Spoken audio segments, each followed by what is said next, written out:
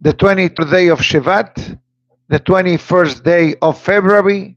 This Shabbat will also be Shabbat Mevarchim Chodesh Adar, Haba Aleinu Letovah. Today's class graciously sponsored by the Cabasso family from Argentina. Le'ilui Nishmat, his beloved father, their beloved grandfather, Don Jacobo Husni Alav Shalom, Yaakov Ben Esther Halevi. Yiratzon that to the words of Torah that we're going to recite today, Be'ezat Hashem, his neshama, have an aliyah in Gan Eden. Amen. So today we cannot start the class without expressing our feelings of whatever is going on in Eretz Israel. And we know that yesterday morning we were sharing the unfortunate scene that we have seen, the remains being delivered to Israel. And yesterday we became aware, based on the official version, that one of the remains was not the mother of the Bibas family. Hashem inkom damam, may Hashem avenge their blood. So I don't know how to feel about that. Okay? But we leave that to God to decide when and where and what's going to be. Who knows? Maybe there is a happy ending to the story. Hashem only knows. We keep praying. But what I would like to speak about is about the miracles that happened last night. And I read a report earlier today, and I heard it a bit last night, but it was confirmed today that somehow they attempted to explode buses in Batya, Holon, Tel Aviv, and a childish mistake was made when they set up the time for the explosion, right? AM, PM. They're supposed to explode today at 9 o'clock in the morning, rush hour for Israel on a Friday. And Baruch Hashem, the terrorist made a huge mistake, and he put 9 o'clock evening, which the buses were already parked in the municipal parking lot. And again, it's scary to think how something like this could happen. No one, not twice, not 3 times, but I heard maybe 4 or 5 buses. So that's already a miracle by itself. And definitely we express publicly our Mizmor LeTodah, our song of gratitude to HaKadosh Baruch Hu for making a magnificent miracle for Am Israel. And for the many of us that perhaps visited Eretz Israel and know Eretz Israel, we know that irrelevant what happens between Sunday and Thursday, when Friday comes, the entire country goes into an overdrive mode. And irrelevant of the level of observance of the person, running to the Shabbat errands, buying the challah, buying the fistukim, buying the salads, buying the botnim, whatever they eat and whatever they celebrate. It was definitely a mega miracle that HaKadosh Baruch Hu did for Am Israel, as the Pasuk writes, Ki gabar alenu chazdo. Hashem, kindness upon us is great, is beyond our understanding, and we hope and pray that Be'ezat Hashem, whoever is responsible for this attempt on Jewish life, they deal with him accordingly, or with them who don't know. We don't even know what to say anymore on this topic, because now terrorism comes in all shapes and forms and sizes and genders. But in Elu Yanum Belo Ishan, Shomer Israel. The Kadosh Baruch Hu keeps a watchful eye on the Jewish people. We just keep our Emunan Bitachon strong, alive, and well to be able to see miracles. And this is something that the world is noticing.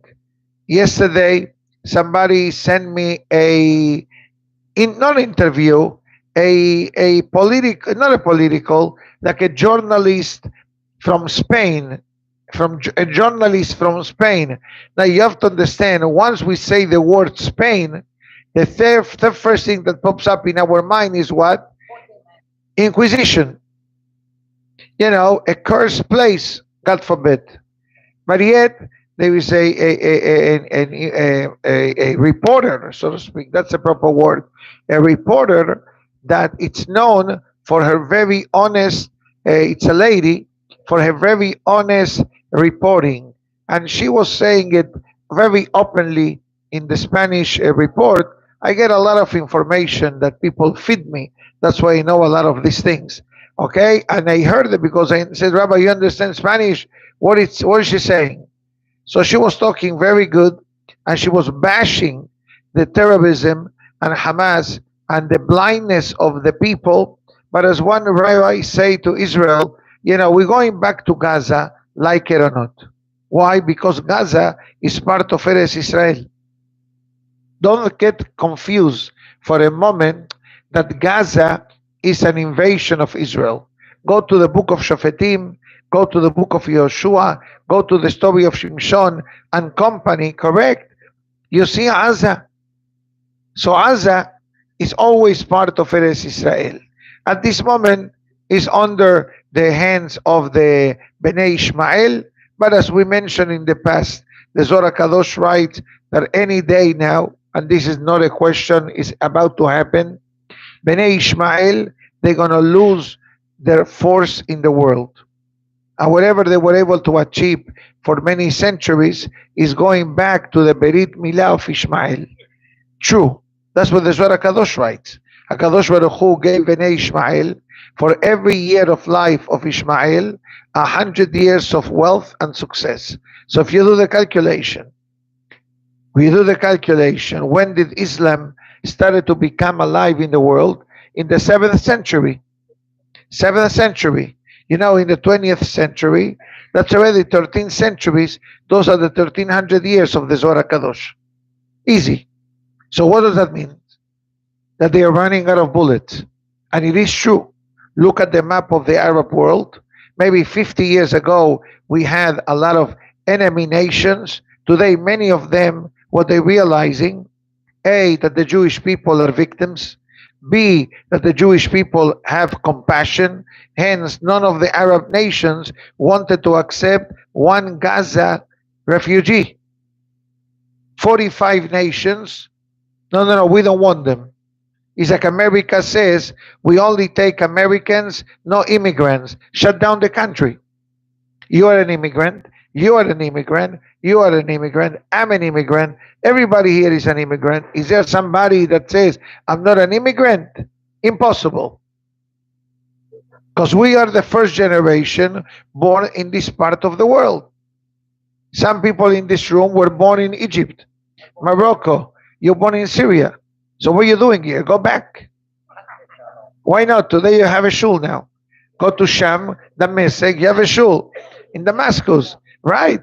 Somebody told me the other day that, by the way, this is the family that went now, Rabbi Hamra, is related to my daughter through marriage. My son-in-law is Gerard de Hamra. So I was surprised that my son-in-law didn't go to Sham. I didn't see him in the video. Okay, but I know that his uncles and cousins went. Then somebody sent me a message yesterday, Rabbi, this was my grandfather's synagogue in Damascus. Can you imagine? So Hashem is shifting the world. You cannot look at the world today the way we looked at it 20 years ago, even 10 years ago. The changes are massive. The changes are happening very rapidly in front of us. And we hope and pray, and it's our hope, or I don't want to say hope, it's our expectation that any day Mashiach is coming. Could be today, I'm not sure, because it's Friday. That's what I'm saying. It's Friday, so we give him a chance. But tomorrow night, Mosai Shabbat is the time. As Mosai Shabbat, Pirashat Teruma already. Sunday is Teruma. Teruma is about the building of the Mishkan. So B'ezrat Hashem, we hope and pray that great things are coming our way. After this, we're going to discuss Perashat Mishpatim. Perashat Mishpatim can be considered the first perasha in the Torah in which we are learning non-stop all types of mitzvot. All types of mitzvot. Hence the word Mishpatim. As we discussed this in the past, but I'm just going to say it very quickly to remind myself that Mishpatim is the category of the mitzvot that intellectually makes sense. For example, don't hit your parents. Don't curse your parents. Don't hurt people. Don't cause pain and suffering to widows and orphans. So far, everything that I said is not a hidush. Humanity understands this as well. Yet the Torah calls them mishpatim. Mishpatim connects to the category of mitzvot that the mind understands. But we don't do it because the mind understands. We do it because it's the will of HaKadosh Baruch Hu. How do we know this? Short answer. Because even that the world understands what does it mean do not steal, there is a different parameter from a Jewish perspective at what stealing means. To most of us, stealing is related to money.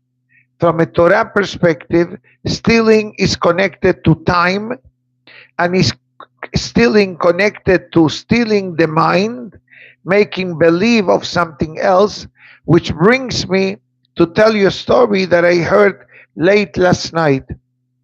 You know, the girl, Agam Berger, during her time of being a hostage, she refused to eat non-kosher food.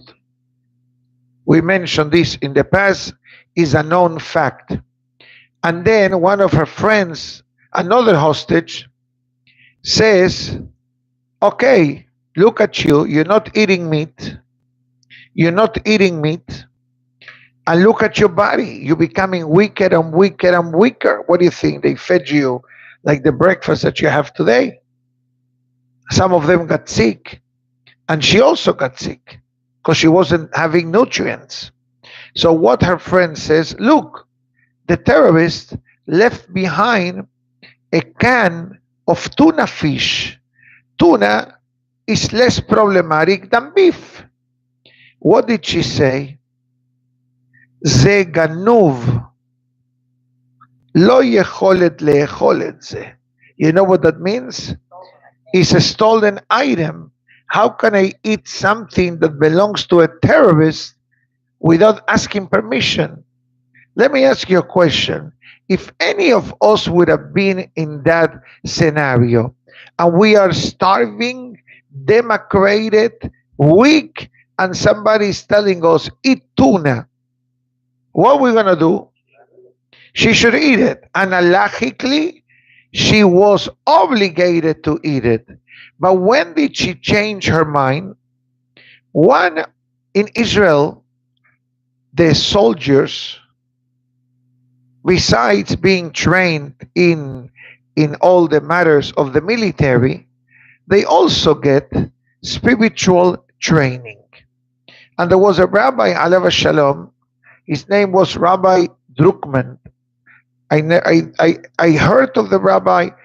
He passed away a few years back, but in that time, he was in charge of writing the manual of survival according to the halacha in the moment of war.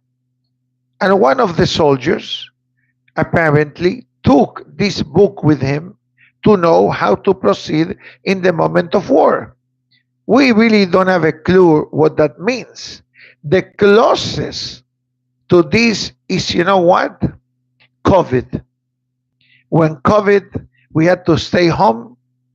That's where you and I met, right? During COVID, remember? Okay, we dated via Zoom, right? But obviously, it's not the same. like in person.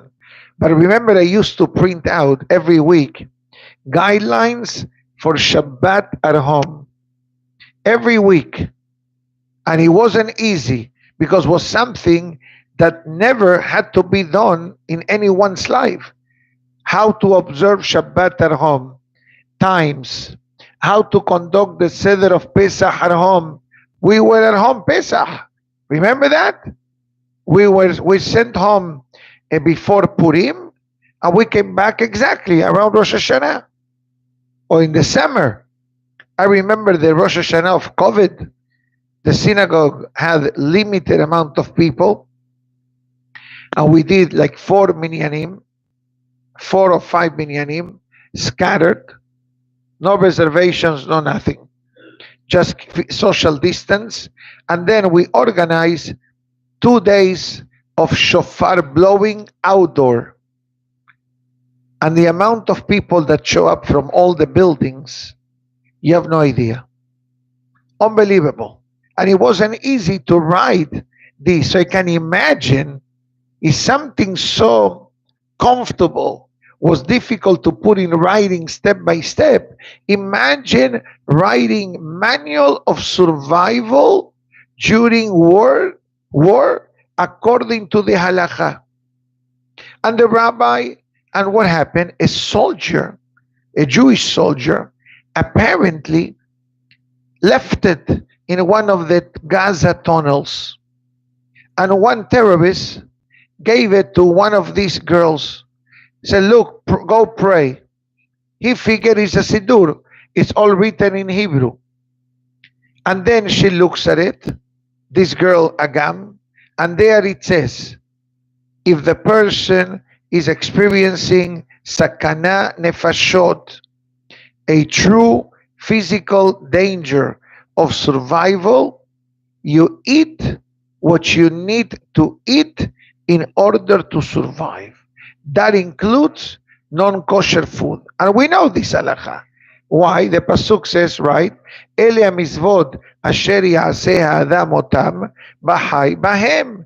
And Rashi says, I think, velo sheyamut bahem.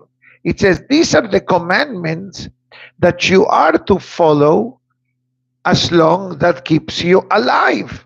What does it mean? That if you're going to do for doing a mitzvah, God forbid, you're going to put your life in danger, forget about it. Once the danger becomes activated, the halakha moves to the side and do what you need to do. And she ate and whatever she was able to eat. But imagine yourself, she's being offered a can of tuna and she says, Ze gazul. Ganuv. No, then she ate the tuna later because she understood that her ruling wasn't the proper. But forget about what she ate. Imagine that she's being told, eat. And she says, no, I cannot eat. It's not mine. It's stolen. That's the level, or like the Rebbe of Kloisenburg during the Holocaust. He invites the people of his bunker, let's call it, barrack, I think they call them in the Holocaust, right? And he said, we're going to light the menorah. So one of the people started to laugh. He said, Rabbi, we are in the Holocaust. We're seeing death every day. And you're going to light the menorah? You're making fun of us? How are we going to light the menorah? So what did the rabbi do? Since Sukkot, he used to go around the concentration camp and ask the people to give him the teaspoon of margarine that they used to give them for the bread. And every day, he will collect another teaspoon of margarine, another teaspoon, and from many people. And at the end of the day, Hanukkah came, and they were able to light the Hanukkah in the concentration camp. We don't understand. Or in Russia, right? Siberia. How did somebody went to Siberia? Just doing a crime. organizing a minyan in your home, bringing a mohel to your son, teaching Torah for someone before the perestroika or the downfall of communism. That's how it was. We don't understand. We are in Gan Eden. When we say we are in Gan Eden, we're not joking. We are in Gan Eden. Okay, that occasionally we hear something here and there. God is reminding us this is not your final stop. With that being said, I'd like to share something beautiful that I see here. We all want Mashiach to come, correct? That's our goal. That's our hope. That's our need. That's one of the 13 principles of Emunah that we have in our life. The question is, how or what can we do to bring Mashiach? What can we do? You may say the usual answers. Pray, charity, be kind, magnificent answers. But I'm going to tell you now what the Sefer Ismach Melech brings, Mashiach's arrival, and this week's Torah portion. How the parasha began, Ve'ele hamishpatim Chaim Tovim asher tasim lifnehem. These are basically the laws that you will place in front of them. Comes a great rabbi, and it says as follows. If you look at the Sofet Tevot of Ve'ele HaMishpatim, he gives a Kabbalistic calculation, which I'm not going to explain, but I'm going to tell you what he says. That there is a hidden code in these words. Ve'ele hamishpatim asher tasim lifnehem. He says, Geula is connected to Mashiach's arrival. To teach us, he says, she'al yedei shemirat hamishpatim, through our observance of the basic commandments that society agrees with. We're not talking the hukim, the decrees like shatnez, meat and dairy, certain mitzvot that we don't understand why the common sense, or edut, the mitzvot of testimony, like Berit Milah, Matzah, Rosh Chodesh, etc. Mishpatim, the mitzvot that make sense. It says, Al yedei ze ba'a hageula. Mashiach comes through that.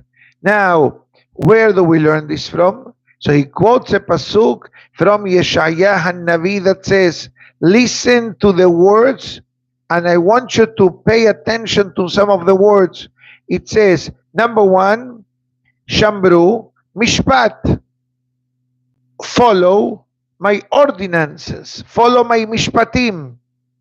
Be'asu sedakah, and give charity. Ki kerova yeshuati lavo, because my redemption is around the corner. What Yeshaya Navi says, sometimes people concentrate on the difficult, on the heavy, and yet the Torah is telling us today, Elia Mishpatim, be normal. Do what you need to do, adding the godly element. Fascinating Hidush. Now, the Torah talks about a Jewish servant, right? The Gemara writes, Mi shekana eved kana adon le'atzmo. In English it means, if you bought yourself a Jewish servant, you bought a master over your head. What does that mean? The Gemara explains. Very simple. That you must treat the servant with white glove service. You cannot scream at him. You cannot raise your voice. You cannot ask him to do something because he's of your property. Obviously, you can ask him to do things, but don't say, oh, because you're not doing nothing, go and count how many openings the fence outside has in order to keep him busy. I think the Gemara brings an example. One pillow in the house, he gets it, not you, even though you're the master. He gets it. What you eat for dinner, he eats for dinner. You cannot tell him, go get rice, cereal, and milk, although it's delicious. But if you're eating a nice piece of meat, a nice piece of chicken or fish with a side dish, you need to think of him as well. And therefore, as I said yesterday, in the Torah concept, there is no like a jail concept. The goal and the idea of the Torah is that as a Jewish servant that became a slave because he was not able to pay back the victim that he stole money from, goes to someone's house and you educate him by treating him properly. And the Torah, with confidence, states that the idea will be that he becomes a rehabilitated person. And the Torah continues. How long this stays? Shesh shanim. 6 years. And on the 7th year, he goes free. And one question was asked, I don't understand. Even that you want to teach me about the mitzvot known as Mishpatim, the mitzvot that make sense from all of the mitzvot of the Torah that make sense intellectually, you have to start the Torah Perashah with a mitzvah that really doesn't apply? When do you think this applied? Maybe in the time of the Sanhedrin, 2,000 years ago. So why, not even, so why are we discussing the laws of a Jewish servant? One of the most known and popular answers is that actually the Torah is not talking about you. The problem with the question is that we're judging the book by its cover. In other words, I'm taking literally a verse and I say, oh, the literal meaning is when you will purchase a Jewish slave, he will work for you 6 years and on the 7th year will be free. That is the superficial meaning of the verse. Our rabbis tell us that this verse is teaching us the way of life. A Jew is considered Eved Hashem, a servant of God. We discussed this 2 days ago, or 3, no, 2 days ago. Ivdu et Hashem besimcha, serve God with joy. Kili bnei Israel abadai, abadim, abadaihem. God says, the Jewish people are my servants. So one time we are called servants. Another time we are called Beni, my children. Another one tells us, Biten li le'am segula, Biten li kedoshim, Beit kaddishtem. The Jewish people has different titles in our relationship with God. But one of the titles is called Eved Hashem. Eved Hashem, sometimes, if you look at books that have rabbinical endorsement, many times you will see that the rabbi signing the letter, what does he put? Ayin He. Ayin He has 3 meanings in Judaism. Let me write them. So this way we are able to talk about them. Ayin He, Ayin He, Ayin He. Ayin He, like this, sometimes is after a name. Let's say Abraham Ayin He. That means Alav Shalom. Means that the person is gone from the world. That's Ayin He.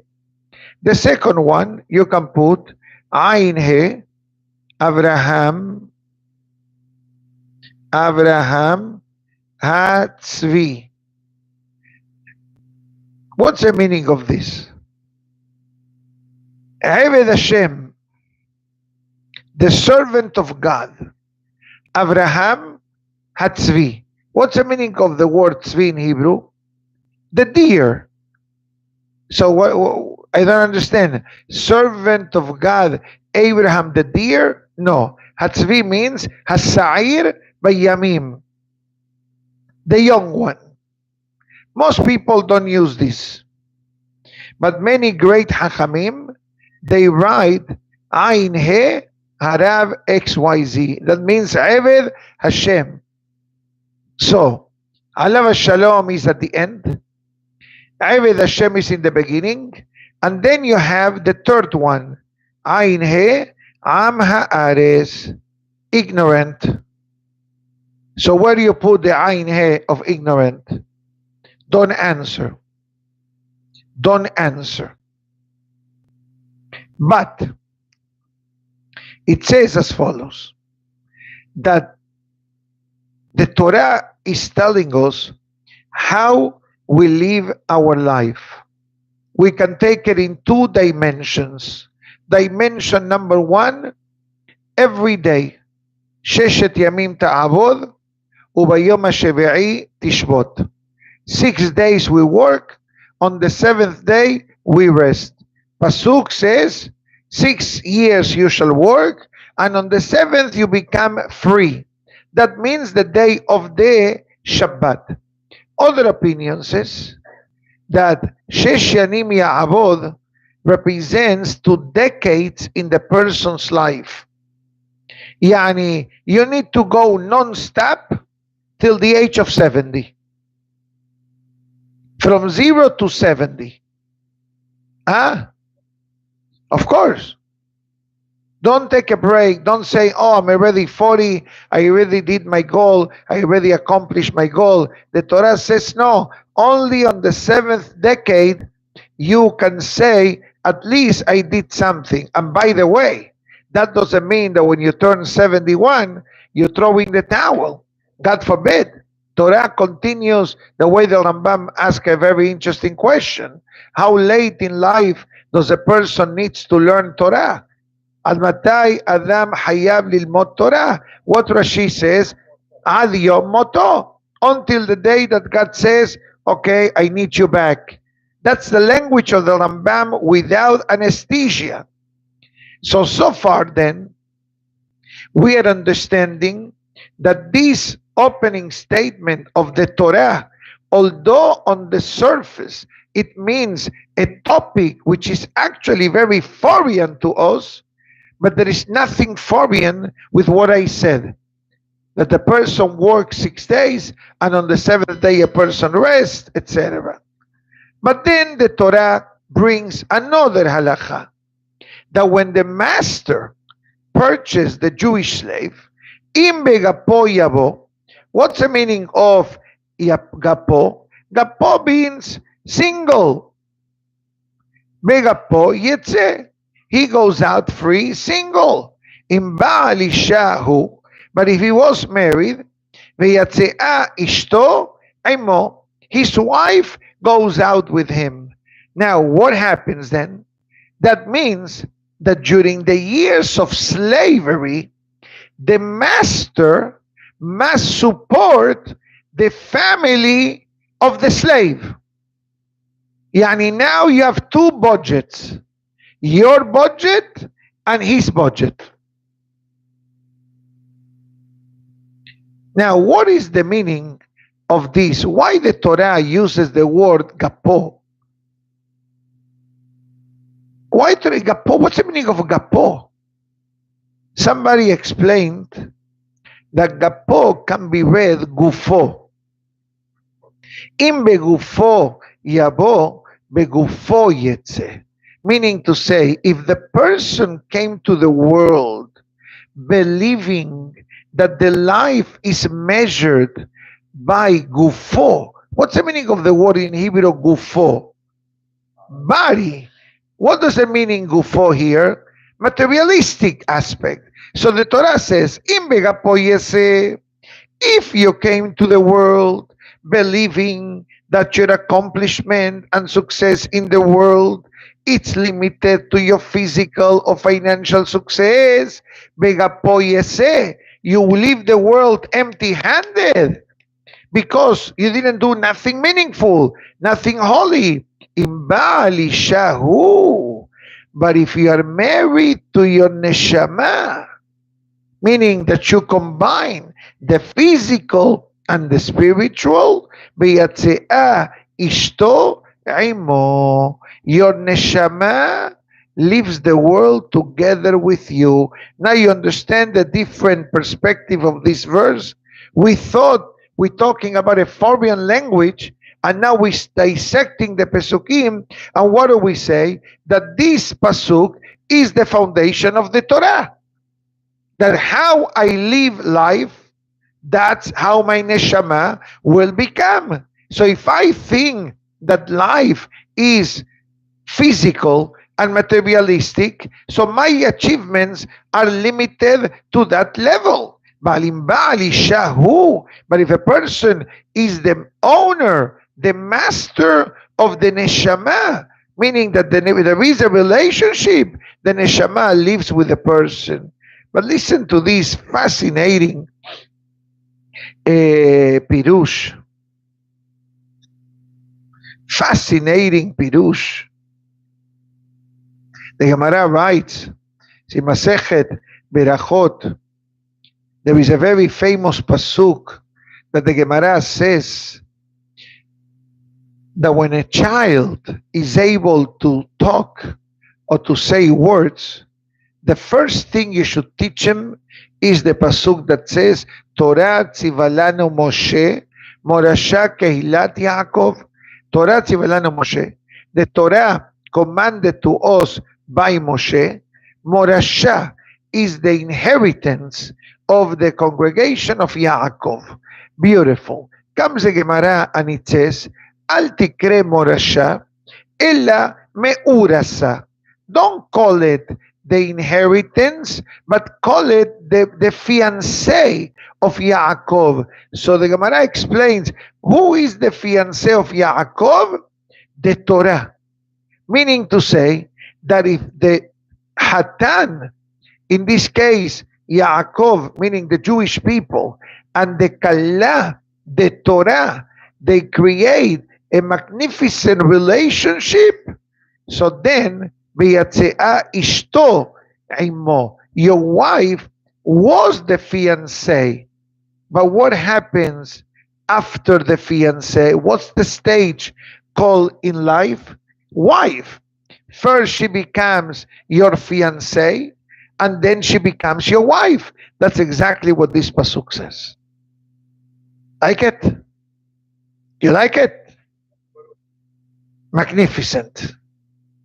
Unbelievable Hidush from the Minhat Kohen and the Ismach Melech. Fascinating message.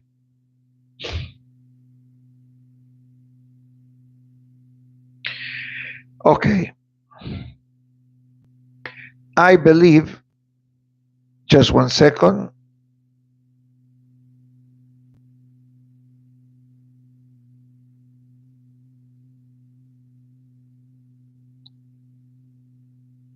It's a fascinating Hidush. And I'm going to tell you the following. Comes from the Hidah Kadosh.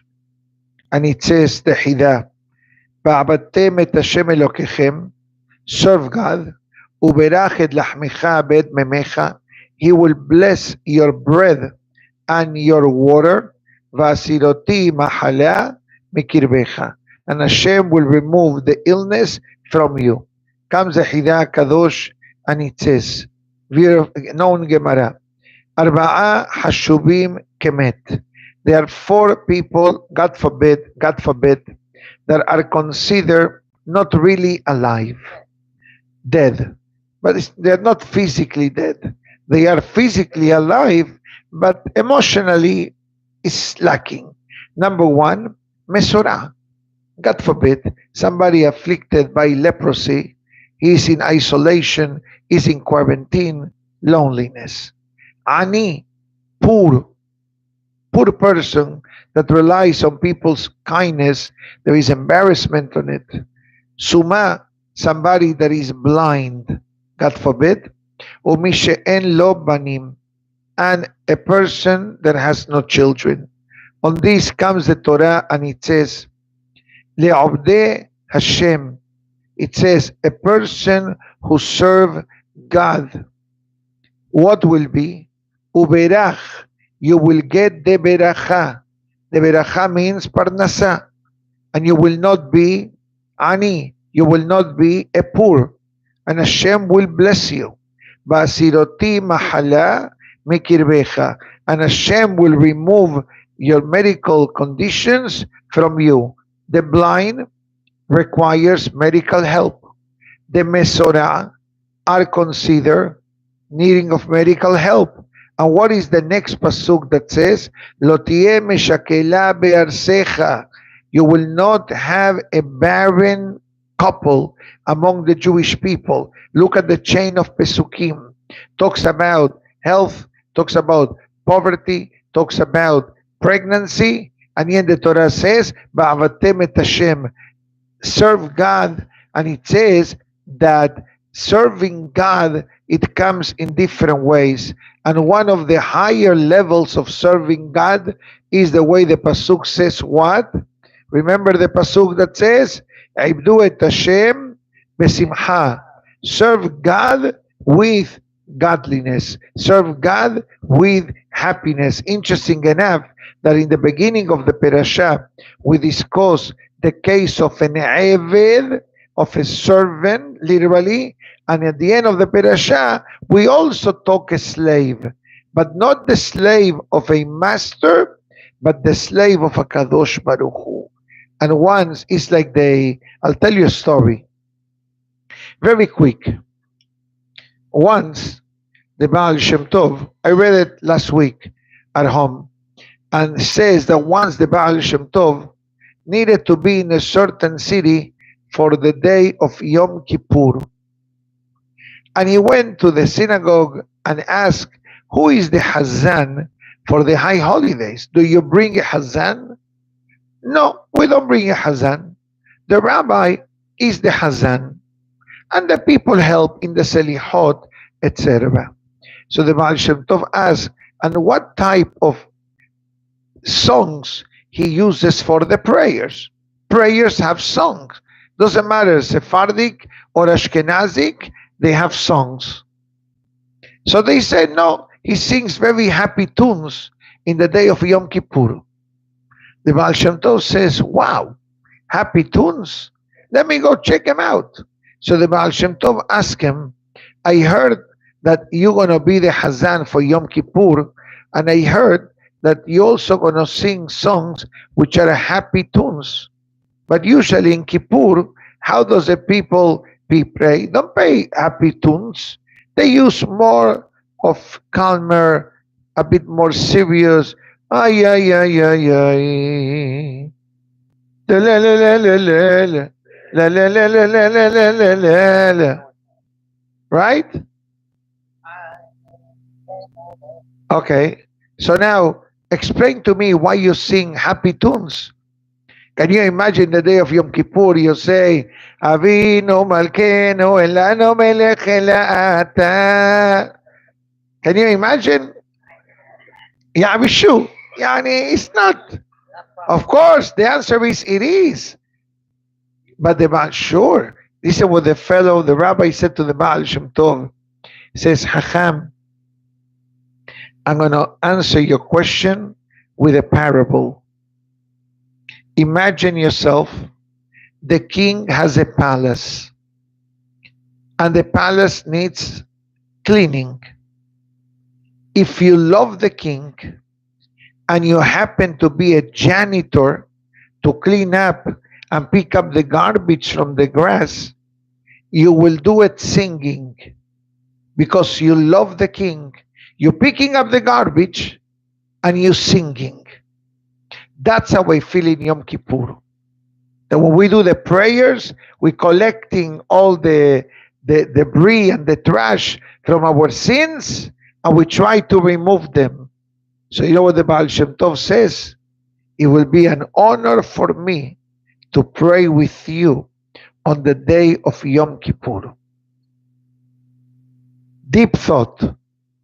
I already gave you a story of the Baal Shem Tov for tomorrow night. Okay, my good friends? Baruch Adonai Mosai Shabbat. We always tell stories of the Baal Shem Tov. Rabbi Hananiah ben Akashia אומר, עשה הקדוש ברוך הוא לזכות את ישראל לפיכך בא לאנטור המזוות שנאמר נחפש למען צדקו יגדיל תורה וידיר קדיש. אמן.